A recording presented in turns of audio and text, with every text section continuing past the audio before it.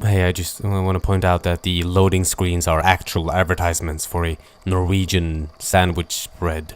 And the Norwegian post office? Man, this game is gonna be great.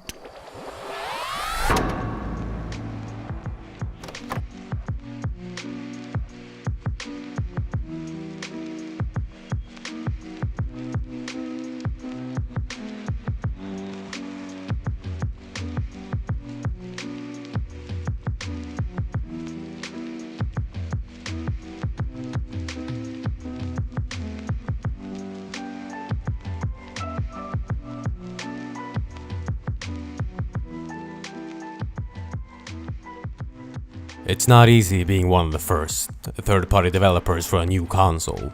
You haven't had the same access to the console as the first-party developer had, since they, at an early stage, started testing its capabilities and whatnot. Every new console is unharnessed power, new ground where you set the first example on which other developers build on top of. It can sometimes be hard to grasp that Super Mario World and Donkey Kong Country runs on the exact same console, only 4 years apart. And if you keep that in mind, Pen Pen TriiCelon is fine. It's a good start, but games are judged in a vacuum, with no courtesy taken to under which circumstance they were developed under. General Entertainment, or Land Ho, developed 2 out of the 4 launch titles for Dreamcast when it was first released in Japan. Godzilla Generations and Pen Pen TriiCelon, and as one could imagine, neither of them were great at getting consoles off the shelves. Godzilla Generations never saw an international release, and neither did its sequel, Maximum Impact.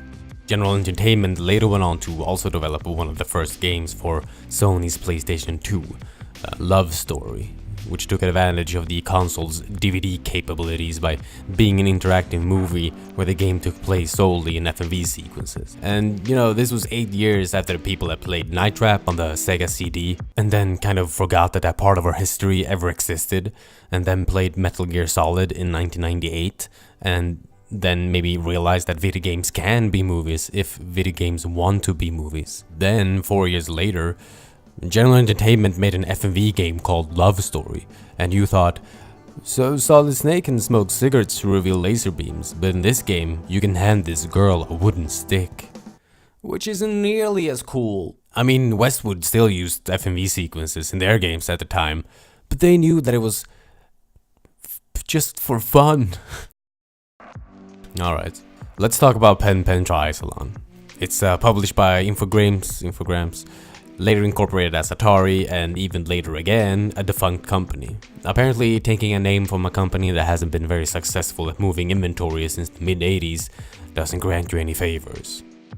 But anyway, the name Pen Pen TriiCelon is a semi-clever play on words, and it basically gives you the whole premise of the game. It's a triathlon but on ice, and the pen pens are the creatures that performs it. And it all feels strange.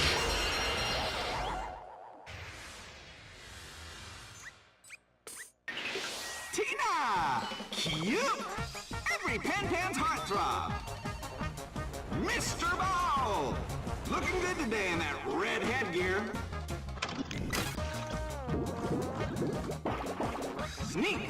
What a clown! He baffles everybody with his wacky style.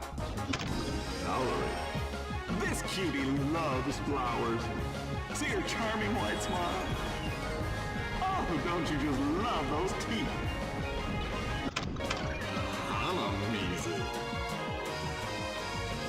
What? Well, the Pen Pens are just raring to splash, waddle, slide. They're gonna be burning up the ice today. The Pen Pen is reminiscent of a kart racer, but without the karts. And you know it's reminiscent because kart racers usually offers a lot more than this triathlon does. There are no items, no real skill-based driving involved, and while there is a timing aspect to the controls, where you have to press and release the A button to gain momentum, the levels are so linear and plain that it just becomes a tedious task to even move forward. You could blame it on the fact that it's presented as a game for kids, and that is why it's simplified. But you could make the same argument for the 2-year-older Mario Kart 64, but instead, that game's longevity is heavily reliant on you mastering both the course layouts and the driving techniques. Pen Pen's concept itself, it's not uninteresting.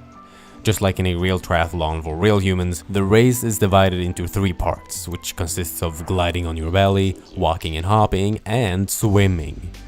Gliding and swimming is where the time button presses comes in, whereas the walking segments gives you a dash kind of move to stun your enemies, but can also stun you if you miss your target. There are also speed boosts laying around levels, but that's where the depths of the gameplay is unfortunately reached. There are 4 levels available in the game, which depending on the difficulty varies in length. The 4 levels also have 4 different themes, candy, toys, horror, and a terrible symbol of black oppression. In the jungle level, you are greeted by a character resembling something straight out of a minstrel show from the 1800s. The level itself is fine, until the end when he comes back for the award ceremony to give you your prize, but really just stops by to remind you of mankind's terrible history. If you choose one of the higher difficulties, there's an extra obstacle placed in the level, like the spinning room in the jungle level or the wind tunnel in the candy level.